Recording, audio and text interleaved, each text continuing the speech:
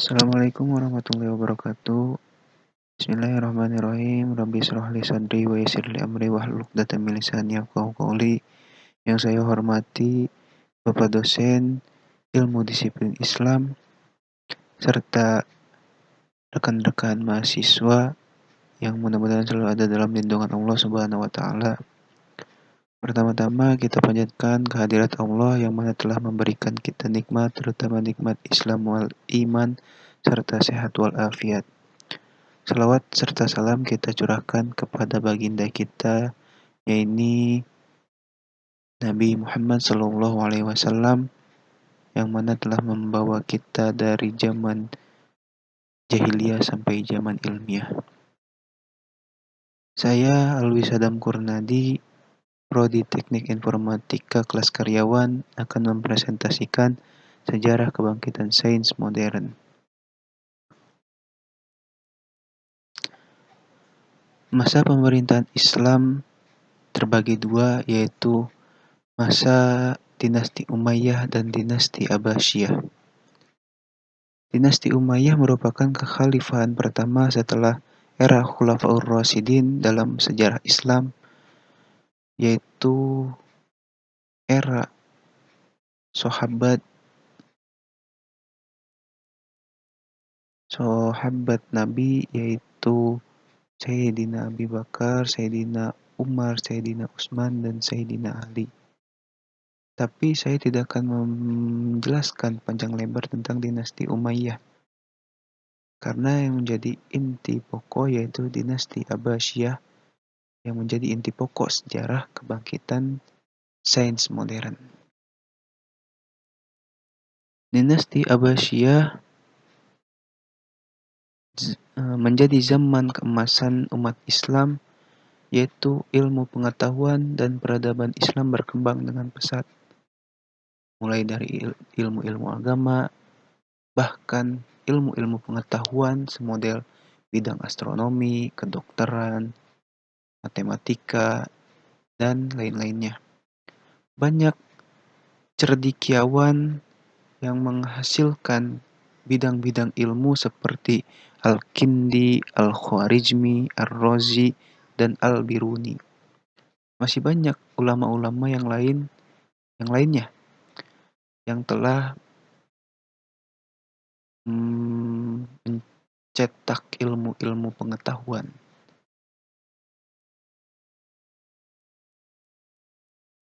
Faktor pendukung sains Islam pada dinasti Abbasiyah ada 3 faktor, yaitu faktor asimilasi di kalangan bangsa Arab dan non-Arab. Yang kedua, ada gerakan intensif dalam penerjemah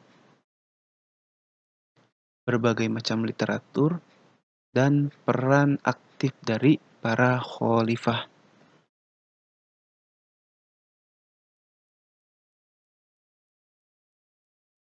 Faktor asimilasi di kalangan bangsa Arab dan non-Arab telah mengalami perkembangan dalam ilmu pengetahuan. Tercatat dalam sejarah bahwa pada saat kekuasaan Bani Abbas, banyak pemeluk agama Islam yang datang bukan dari kalangan orang Arab, sehingga hal ini menyebabkan proses asimilasi berlangsung efektif di antara kalangan Arab dan non-Arab. Yang kedua, adanya gerakan intensif dalam penerjemahan berbagai macam literatur. Hal ini dapat dibagi menjadi 3 periode. Pertama terjadi pada masa Al-Mansur menjadi Khalifah Abbasiyah hingga Harun ar-Rasyid. Fase ini banyak diterjemahkan karya-karya dalam bidang astronomi dan ilmu mantik. Yang kedua, berlangsung pada masa Khalifah Al-Ma'mun sampai tahun 300 Hijriah. Banyak buku-buku yang diterjemahkan dalam bidang filsafat dan kedokteran. Dan yang ketiga, berlangsungnya setelah 300 Hijriah, terutama setelah adanya pembuatan kertas, dan bidang-bidang ilmu yang diterjemahkan semakin meluas dari yang sebelumnya. Untuk faktor yang ketiga, peran aktif dari para khalifah.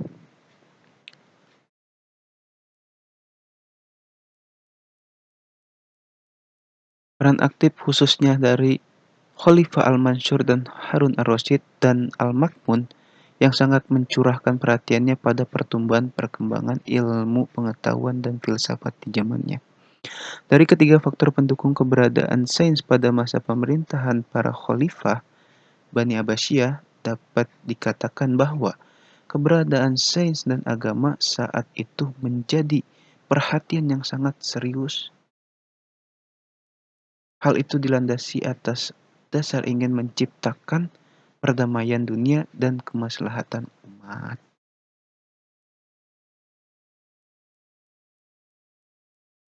Pengaruh sains Islam untuk slide yang keempat, yaitu pengaruh sains Islam terhadap Barat.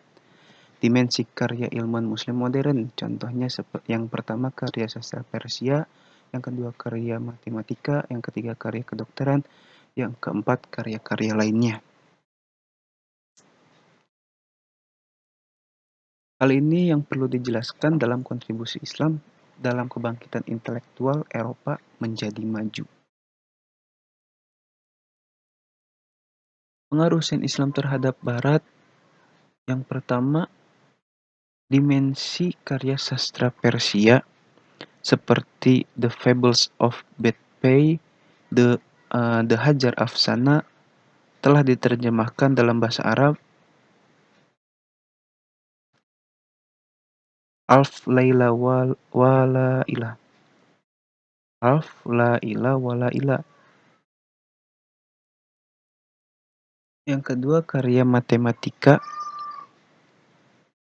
Karya matematika dari angka-angka Hindu diuraikan oleh Al-Khwarizmi dan Al-Biruni. Telah diselesaikan, diperkenalkan kepada Eropa oleh Adelard dan Bath dan melalui suatu adaptasi oleh Ibrahim Ibnu Ezra. Pada masa ini banyak karya matematika yang diterjemahkan dalam bahasa Hebreu, Spanyol, Latin, misalnya di bawah dukungan Raja Alfonso. Yang ketiga karya kedokteran yaitu ensiklopedia Arrozi tentang penyakit menular melalui air dan tentang penyakit menular melalui air, dan Ibnu Khatib Ibnu Baitar yang telah menemukan indeks obat-obatan dan juga optikal thesaurus karya Al-Hazim. Yang keempat, karya-karya lainnya yang ada dalam berbagai bidang seperti musik, arsitektur, trigonometri, astronomi, kimia, dan sebagainya. Tanpa bermaksud apologis, realitas di atas tampaknya merupakan bukti konkret jika Islam dalam beberapa hal mempunyai kontribusi yang luar biasa dalam ikut membangkitkan intelektual Eropa. Tidaklah berlebihan Baron Caradefaux dalam bukunya The Legacy of Islam tahun 1931 mengatakan bahwa orang-orang Arab memang telah mencapai prestasi-prestasi besar dalam bidang sains. Jadi, ulama-ulama Islam telah dipercayai oleh bangsa Eropa pada saat itu banyak ilmu-ilmu pengetahuan yang maju dengan pesat yang dibawakan oleh ulama-ulama di zaman itu. Mungkin kesimpulannya, perkembangan sains Islam modern yang ditemukan oleh tokoh-tokoh tersebut sangat berpengaruh terhadap bidang-bidang ilmu. Kehadirannya memerlukan proses dengan kerja keras dan cerdas yang didasari atas ruh, jihad, dan keikhlasan. Mungkin sekian dari saya. Terima kasih. Mohon maaf jika ada kesalahan.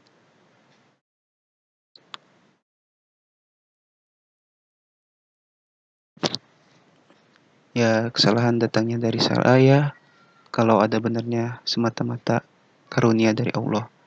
Assalamualaikum warahmatullahi wabarakatuh.